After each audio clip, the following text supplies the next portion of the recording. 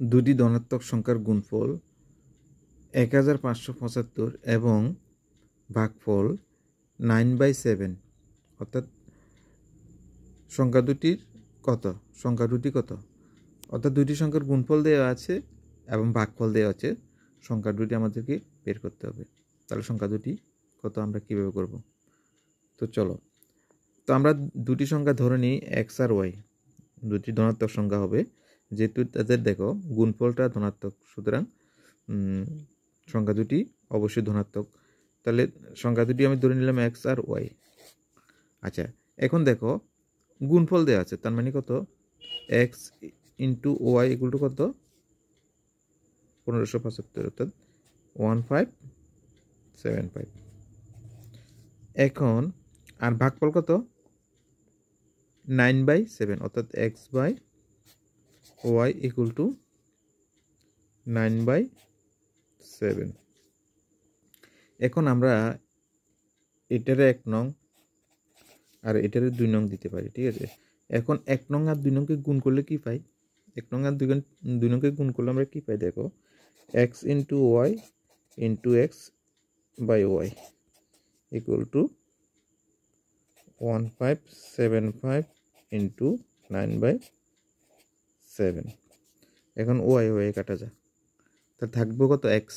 তো x into x মানে কত, এক্স স্কোয়ার।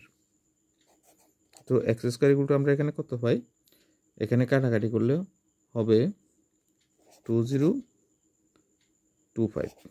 এখানে ভাগ করবো আর কি, এখানে 7 দিয়ে এটাকে ভাগ করে 9 দিয়ে ইন্টু করলে এটা হয়ে যাবে।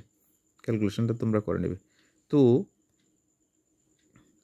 অর্থাৎ এক্স এর মান বাইর করতে হবে। তাহলে আমরা জানি এক্স স্কোয়ার ইকুয়াল টু, তাহলে এক্স ইকুয়াল টু কত হবে, এখানে রুট ওভার অফ কী হবে, প্লাস মাইনাস হবে না, রুট ওভার অফ কত হবে, এটারে আমরা ভাঙালে 45 ইন্টু 45 পাবো, ঠিক আছে।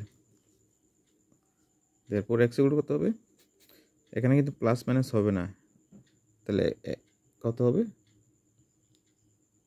এক্স ইকুয়াল টু কত, 45। তাহলে আমরা এক্স এর মান পেয়ে গেলাম। আর এখান থেকে একটা অন্যদিকে বসিয়ে দাও, তাহলে ও ওয়াই ইকুয়াল টু, যেমন প্রথম 1 নম্বর সমীকরণ কত আছে, এক্স ওয়াই ইকুয়াল টু কত, 1575 না। তো আমরা এখানে এক্সের জায়গাতে আমরা বসিয়ে দিব 45 ইন্টু ওয়াই ইকুয়াল টু 1575, আর ওয়াই ইকুয়াল টু কত হবে, এটা ডিভাইড হয়ে যাবে 1575 ডিভাইডেড বাই 45। তো এটা করলে আমরা কত পাবো, তো 1575কে 45 দিয়ে ডিভাইড করলে পাবো 35। আচ্ছা, তাহলে ওয়াই ইকুয়াল টু কত পেলাম, 35, আর এক্স ইকুয়াল টু কত পেলাম, 45। এই দুইটা হলো দুইটা সংখ্যা।